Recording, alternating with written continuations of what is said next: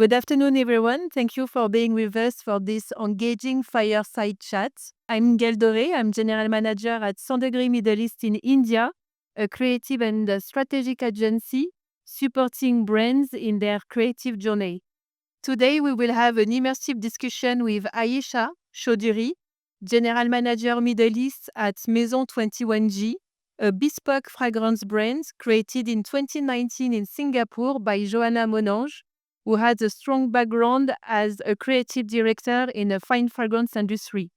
We will have the chance to discuss the journey of a beauty startup and to understand how to create an impactful brand from concept to consumer, to learn unique challenges and opportunities that can be relevant for your business.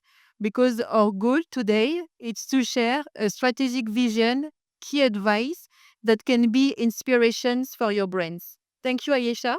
Thanks, For- Gaelle, for that lovely introduction. And welcome to this fireside chat. Thank you so much. Ayesha, I will let you introduce yourself first and, of course, introduce Maison 21G. Yeah, absolutely. Thank you so much. So nice to be here to get a chance to talk to everybody today. I would love to do a nice big introduction about myself, but I think what the essence of the brand really, Maison 21G, is our CEO and founder. So I'll have to take the opportunity to really talk about her. Joanna has been the founder of the company, and she's been in the perfume industry for about 20 years now. She's worked and she's got the opportunity to collaborate with some brands like YSL, Lancome. And I think what happened while thinking about the brand, she realized that, okay, I want to create and really break the mold of traditional perfumery and bring it and create a community of scent designers, basically, and just let everybody be creative and like create their own perfumes. So I would say Maison 21 is a bespoke brand and house of perfumery that allows everybody, not individuals, brands, to really create their own scents and their own fragrances. Perfect. Thank you, Aisha. Let's start maybe by the beginning, because before to start to work on concept and storytelling and naming, we need to have the idea. We need to have the big idea.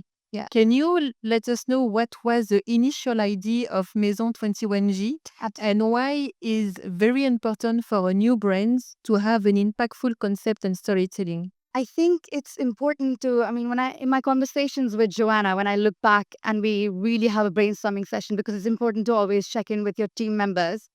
And when I think about it and I go back in conversation with Joanna, we talk about how do we start and really create a brand. I think what really stands out is really differentiating your product from everybody else. And then obviously perfume industry is a very saturated market today.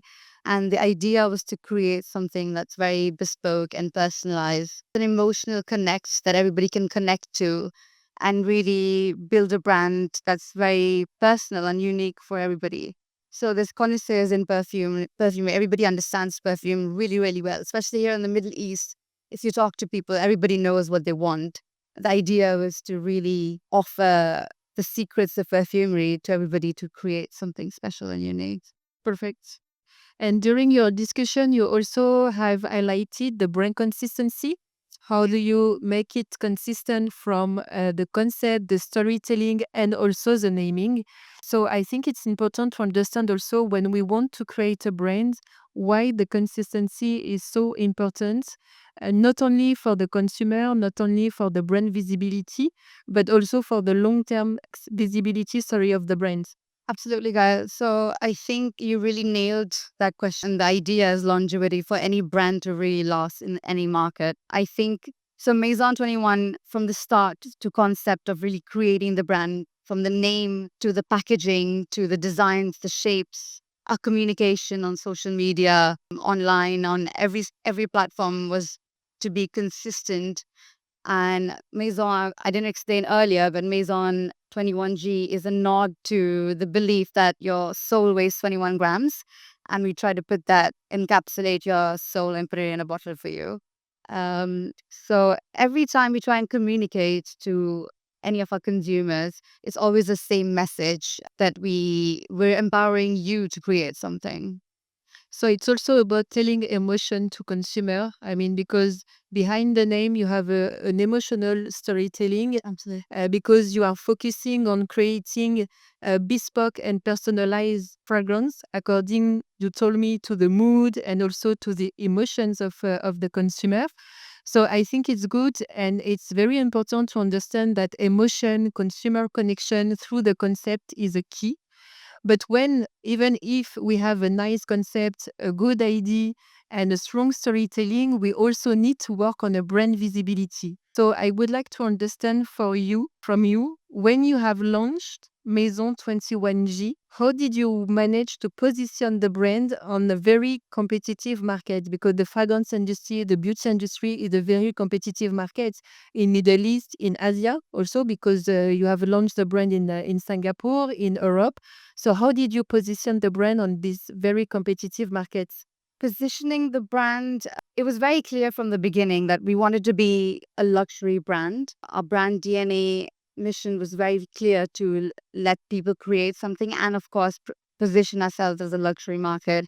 Could you just repeat the first bit of your question, please? Yes, how did you manage to position the brand on these competitive markets? Right. So when you're positioning, I think the message with our brand, again, we're building a team together. And the idea was that we're all saying the same message to everybody. I remember that you talk also about creating immersive experience for the consumer Right. and creating what you said at the beginning, this and community designer. Exactly. And you explained to me that when you have launched the brand, because at the beginning it was online, so you really invest on doing immersive experience, online immersive experience.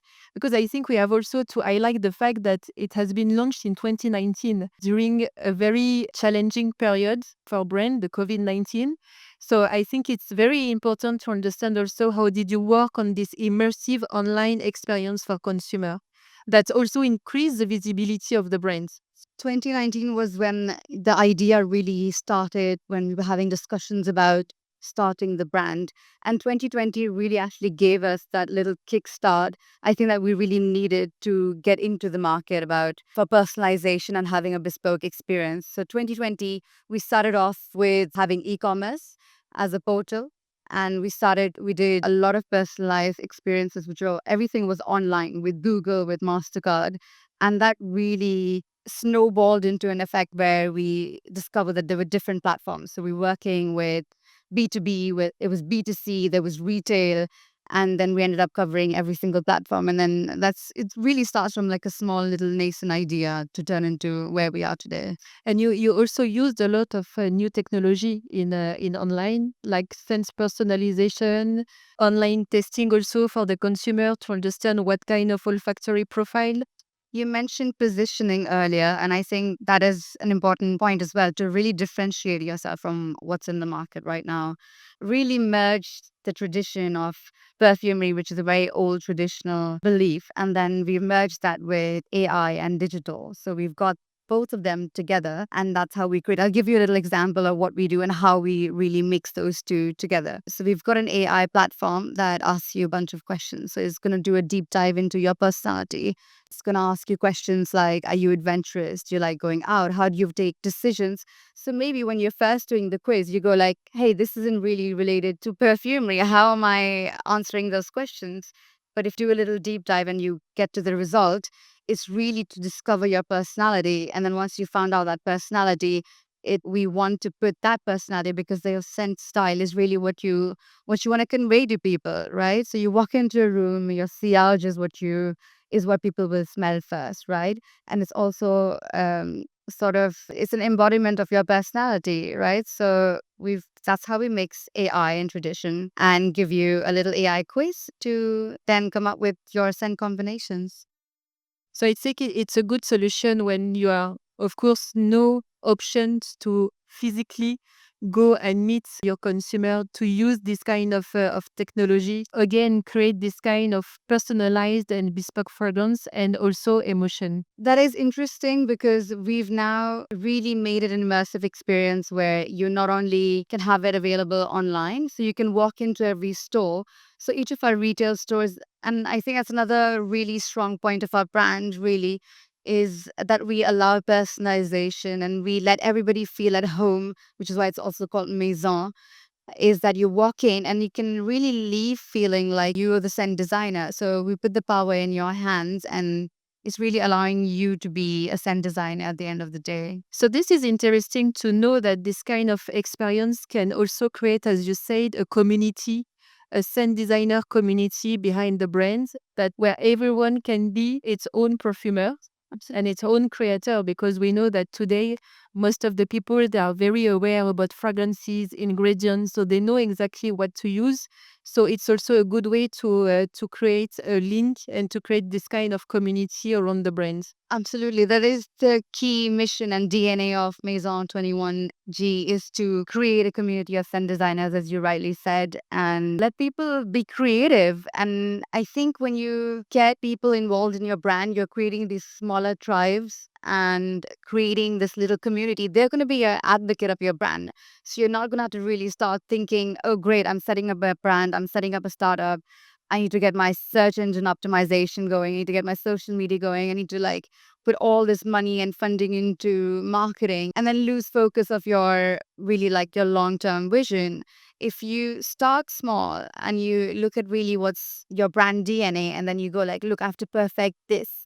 So Maison 21, I want everybody else to create their own perfume, right? This is just like a basic. And then how do we go ahead and do that? So we create opportunities, whether it's online.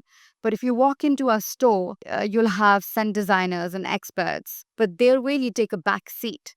So you're going to be coming in and there's 52 authentic scent ingredients, which are sustainable, ethically sourced. And you're really, so whether you're like a perfume connoisseur who knows exactly what you want. So I go like, hey, I have saffron, frankincense, and rose. That works great on my skin. It works really good and it's a great, makes an eye smell great. And I'm going to go into the store and blend all of those together and walk out with a perfume. Or it's somebody who's just really new to perfumery and says, yes, I want to play around and I'm getting interested in this. And you learn from our perfume experts and they'll teach you how to be a scent designer. So it really creates an emotional brand. And you just didn't do something really simple. You walked into a perfume store, you bought a little perfume and you walked out. But that's not really what happened. You walked into the store, created something, and you really got involved in the brand and you left feeling emotionally satisfied. And I think that's really what brings our customers back. And that's really what creates a bond with our consumers. And then those guys really become our little advocates. And I think that's really what led to Maison 21's growth so far. So you started off in Singapore and now we're all over China, Asia, we're here in the Middle East as well. We've expanded to Saudi, Doha. So I think it's important to get that small little tiny step about what your brand really wants to communicate, right? And then I think everything else will really fall into place. We said at the beginning that the brand has been created by Joanna Monange, who has a strong background in the fine fragrance industry. So I would love to learn more about how did you build the olfactory palette. And as you said, the branch has been launched in Singapore. Today you are in Middle East, you are in Europe also, maybe in Saudi also. Yeah. Did you work also on a perfume market strategy? So the olfactive palette is very important to have. But when you're working with sustainably sourced ingredients, so we've got about 52 ingredients in our olfactive palette. But there's basically, if you want to categorize, you'll have some woody notes, you'll have green notes, you'll have citrus, floral, fruity notes. And you say, okay, broadly, those are my fragrance houses, right? But every market is very different and everybody's tastes and preferences are very unique. So we're constantly reviewing the feedback that we're getting in. So, for example, Asia is, as we've seen through our boutiques and retail stores in Singapore, and they like fruity, floral, oriental notes. And we've had to, of course, have a perfume strategy and olfactive strategy in place because I can't really pick up that. And especially when my brand is bespoke, I can't pick it up and say, oh, great, this works in this market. Let me pick that up and like plonk it down in the Middle East and hope for success. That's not really going to happen. So we realized, and of course, it was a lot of food feedback. It was a lot of focus groups that we did, and realized that we want to pick up some Middle East influences. So we had a lot of rose taif, which is from Saudi. We had saffron, we had frankincense, and really had some winner notes or hero notes, as I would want to call it, separate markets. But there is an overlap that I see of some top notes, for example. So if there's a saffron and a frankincense that's important here in the Middle East, you can mix that with a rose or with a mimosa, which is also in the floral house, which is more oriental that we've seen across Asia. And have you seen an olfactory links between Asia and Middle East? Because more and more we are talking about this bridge between, especially in perfume industry, between Asia and Middle East. So have you seen from your side an olfactory links between these two markets? They have been. So, I mean, Dubai is such a multicultural market that we're seeing influences from Asia in the Middle East. The buyer trend is very different, right? Like, I think in the Middle East, there are people who know exactly what they want, and it is a little bit more of a unique market to be working in. I think in Asia, the consumers in general, I'm just literally talking from my brand perspective, is that walking into a store which is open to creativity, they're open to suggestions, and it's easy for you to really, I guess they're like a little bit more open to experimenting. But I think with the market in the Middle East, everyone is so educated. Everybody knows their perfume. You walk in and you know exactly what works for you. So it's not that much of an overlap, but we're seeing a slight overlap happening. So there are a few notes that.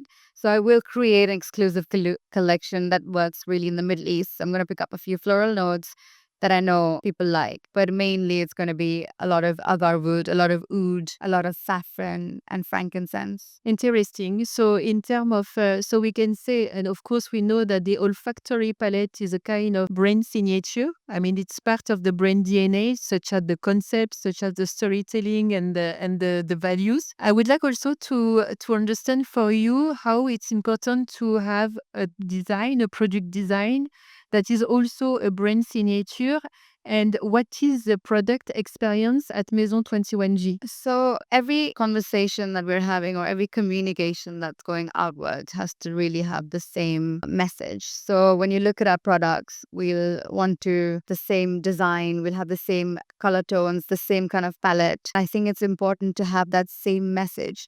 Of course, we want to be dynamic and we want to adapt and we want to change. So feedback is super important for all of us, but we want to have the same overall message of what the brand really is throughout. Even if you're changing small things, we're changing our products, we're changing our line, we're changing what our main, the way we sell our products, the way we package it, but really the design elements should really be super strong and should be something that everyone can identify with. And they go like, hey, I bought a Maison 21G product and this is what it looks like. Something that's very recognizable. And any tips in terms of sustainability? Yeah, did you implement sustainable also design solution to the brands? Sustainability is the heart of everything that we do. And again, everyone is talking about sustainability. There's literally every industry. Sustainability is super important. And Joanna Monan, it was very clear she wanted to create a brand that was sustainable, cruelty-free, vegan, ethically sourced products and ingredients are being used.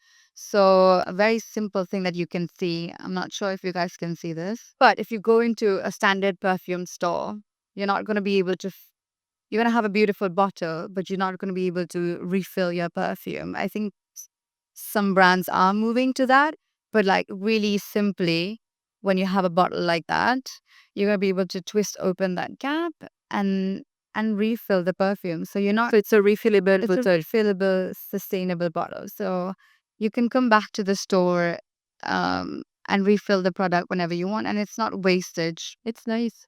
I think it's more and more a solution also that a lot of brands will try and test the refillable solution. What is the impact on the consumer? Do you have any feedback from consumer? Do they like it? Yeah, we've had only positive feedback, and everybody's come back and said, we're not just collecting a bunch of bottles at home. So we can reuse this fragrance and reuse the bottle. And about our packaging, of course, all of it is also recyclable material. Everything is recyclable. We're also coming up with a recyclable where you can return the packaging and the branding, and you can bring that back. And we don't have to like really waste boxing on the packaging. That's nice. That's a good solution that we have to implement for sure today and tomorrow. Thank you, Ayesha. Another question, because we talk about the competitive market in beauty and especially in fragrance, so the way that we have to adapt also the brand. I believe also that we need to understand that the beauty market is a market that evolves very quickly and also the consumer purchasing behavior. So I would like to know, as a new brand or a new startup brand, how do you adapt your brand according to the market evolution, to the consumer purchasing behavior?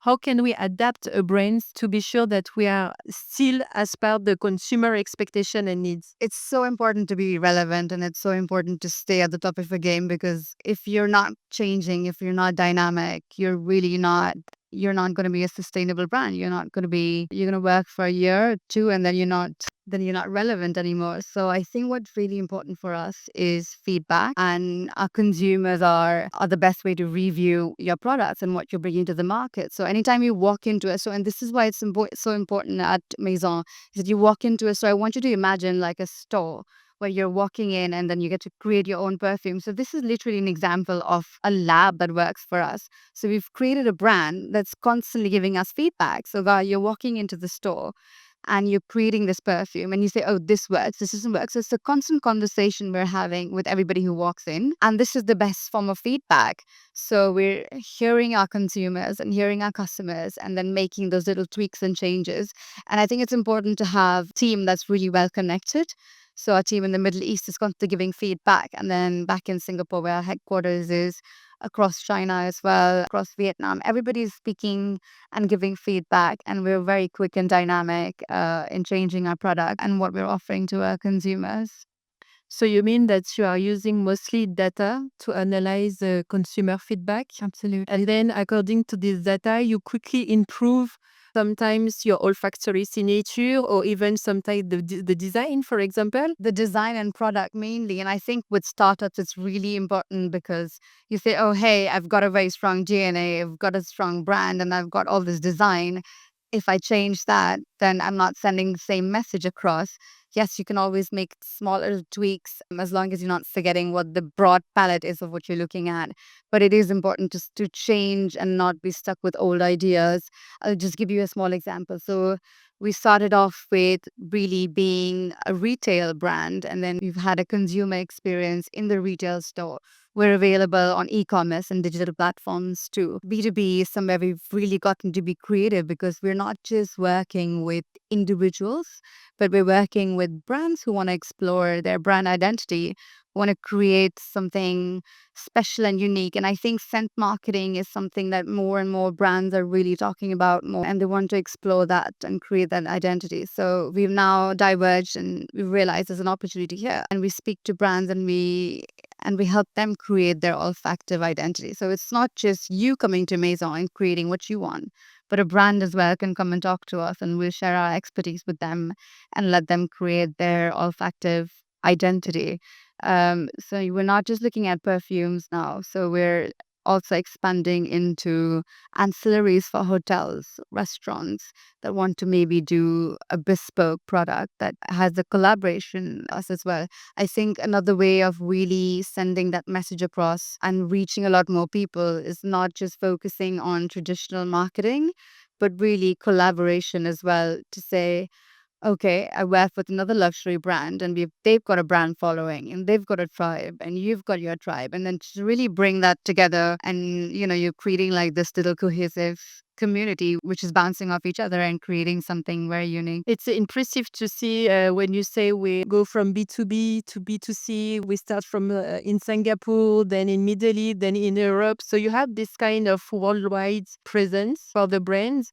So I think when we want to launch a brand, I mean, it's important to know what kind of tools we have to use to have this kind of expansion, this kind of worldwide expansion. Even if it's only online, physical or online, it's also about notoriety, visibility, accessibility. So can you explain how did you achieve this expansion at Maison 21G? I think we realized that we have to get the team right. I think that's really important. So when we're looking at building a company and a startup, is to really get the team right and define what our results and goals are going to be, and really work towards that. If you say, okay, expansion in this market is what's important for us, and for example, B2B is what we want to focus on, and this is what we want to grow. So we go, okay, so SEO is important to focus on, and this is what's going to drive more B2B business coming in. If you're looking at retail, we really used social marketing and social media collaborations, working with influencers. That's really what's driven a lot of retail growth for us as well. So we've seen in the last year and a half that B2B has over, like, it's a 50% growth in profit margins because of B2B.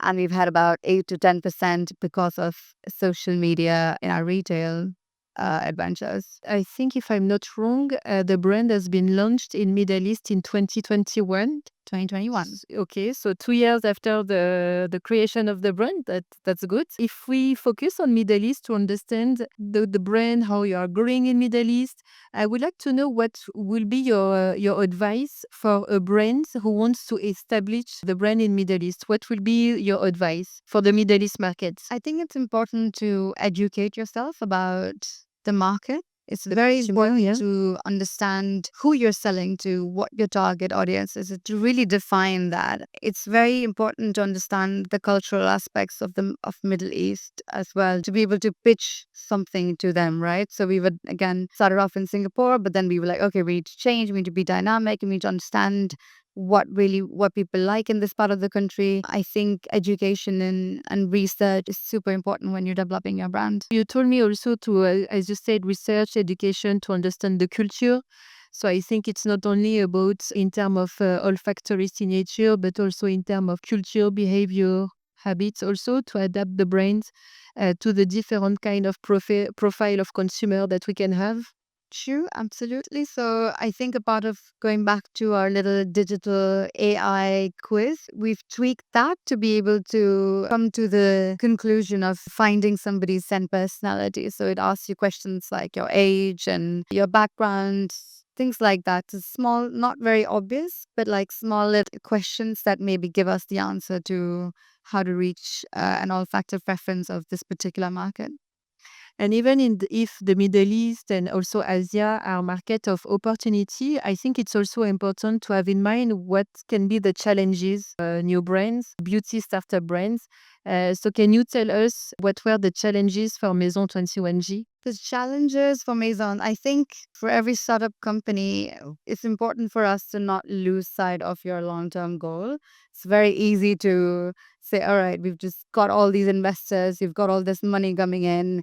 Let's just put all of it into marketing, and then you realize now it's been a year, you've got all this money that you kept aside for 3 years, you've finished everything in the first year, now you've got to pay salaries, you've got to invest in online digital, and then you don't have to do that. So I think my advice would be to really have a long-term plan in place and be careful of your cash flow, once you've finished basically just the setup of your company, what your next few steps are going to be. And you said also it's important to find the right partner, the right distributor, the right people to support you also for during the journey of the brand. It's super important. I think we was very lucky, and again, it was a part of our very deep dive into the research and education and educating ourselves about the Middle East market, to find the right partners, the right distributors, and the right platforms and the right collaborators. Because whoever you're speaking to, you got to remember that this is the message I'm giving out, right? So it's super important to get that right and not just jump into every opportunity, because you are going to, I think we want to be in a place where we're able to say no to some things and just say yes to the right channels. Clear. And how do you sustain a brand in the long term? Because I mean, when you launch a brand, I mean, you have this kind of period of test for the brand. So how do you make sure that the brand will sustain in the long term, especially again when we see the very competitive market, the changes of consumer purchasing behavior? So how do we work on a long-term strategy for a brand? I think the long term strategy is really to stay relevant and be dynamic and always be adapting to the changing environment. And you just need to be ready. And I think everybody in your team needs to be in on that, right? Everybody needs to feel the same way. And I think it's so easy with like a startup because we're all talking the same and we're all having the same message, right? So it's very easy to get everybody in on that and communicate that to our consumers and not to forget what your DNA is of the company. Yeah, I think it's also because we talk also when we were preparing this discussion about the brand agility and the brand innovation also. I mean, as you said, you have to launch, you have to try, you have to test, you have to innovate also compared to the competitor and stay agile regarding the consumer expectation and needs. I think it's important to really like define your key, what's really differentiating you. And I think at the heart of Maison, it's really about providing an emotional experience to everybody. It's not just a product that you're leaving with, but something that you created, something that, you know, that belongs to you, is unique to you.